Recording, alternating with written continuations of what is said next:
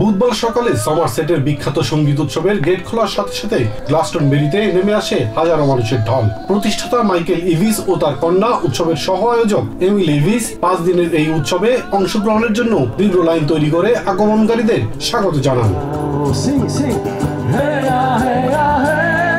শান্তির মন্ত্রে দীক্ষিত উৎসবের প্রথম দিনে নিজেদের কথা তুলে ধরেন মধ্যপ্রাচ্য ও আফ্রিকার নিপীড়িত জনতার প্রতিনিধিরা। ফিলিস্তিনিদের প্রতিনিধি হিসেবে উৎসবে যোগ দেওয়া মানুষের উদ্দেশ্যে বক্তব্য রাখেন হামজে আওয়াদে। উৎসব থেকে রাজনীতিবিদদের ফেরত পাঠাতে এবং গাজায় শান্তি প্রতিষ্ঠার দাবি জানান তিনি। গান ভালোবাসা মানুষেরা সাদা কালোই বিবেচনা করে জীবনকে দেখে না।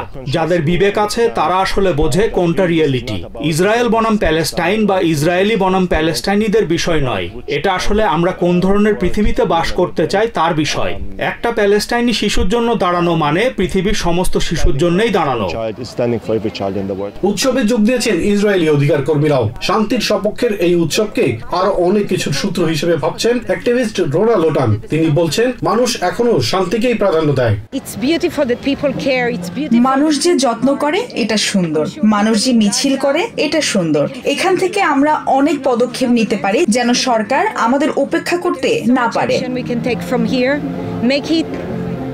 এবারের এই আয়োজনে ব্রিটিশ রক ব্যান্ড দ্য 1975 প্রবীণ গায়ক নীল ইয়ং ও তার ব্যান্ড দ্য ক্রোম হার্টস এবং মার্কিন পপ তারকা অলিভিয়া রদ্রিগো গান করবেন। এছাড়াও নানা আয়োজনে মুখর হয়ে উঠেছে গ্লাস্টনবেরির প্রান্তর। তাঁবু খাটিয়ে দিনভর নিজেরা গান করে বাদ্য বাজিয়ে নেচে গেয়ে উৎসবে যোগ দিয়েছেন দেশ বিদেশের সঙ্গীত পিপাসুরাও।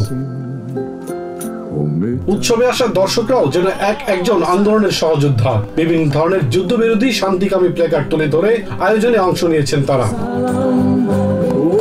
54তম বছরের এই উৎসব এবার চলবে 5 দিন ব্যাপী, শেষ হবে আগামী 29 জুন।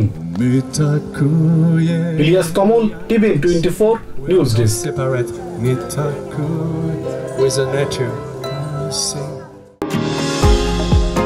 নিউ ইয়র্ক থেকে সম্প্রচারিত টিভিএন 24 টেলিভিশন বিশ্বজুড়ে বাঙালির কণ্ঠস্বর।